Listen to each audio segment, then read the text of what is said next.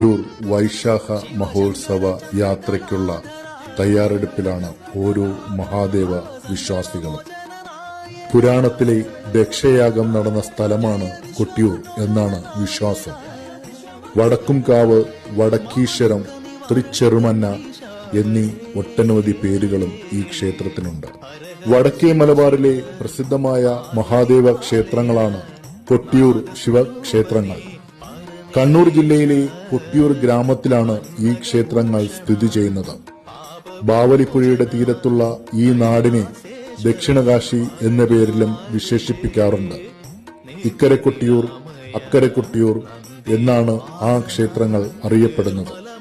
വൈശാഖ മഹോത്സവത്തിന് ഏറെ പ്രാധാന്യം നൽകി ആരാധിക്കുന്ന ക്ഷേത്രമാണ് അക്കരെ കൊട്ടിയൂർ.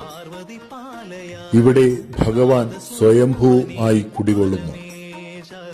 തിരുവഞ്ചിറ എന്നു പേരുള്ള വലിയൊരു ജല സാന്നിധ്യത്തിന്റെ മധ്യത്തിലെ മണിത്തറയിലാണ് ഭഗവാന്റെ സാന്നിധ്യം കാണാൻ കഴിയുന്നത്. ഈ ജല സാന്നിധ്യത്തിൽ തന്നെ മറ്റൊരു തറയായ അമ്മാറക്കല്ലിലാണ് ശ്രീ പാർവതി സാന്നിധ്യത്തെ കണ്ട് ഭക്തർ ആരാധിക്കുന്നതും. ഇടവത്തിലെ ചോതി നക്ഷത്രം തൊട്ട് മിഥുനത്തിലെ ചിത്ര നക്ഷത്രം വരെയുള്ള 27 നാളുകളിലാണ് വൈശാഖ മഹോത്സവം നടക്കുന്നത്.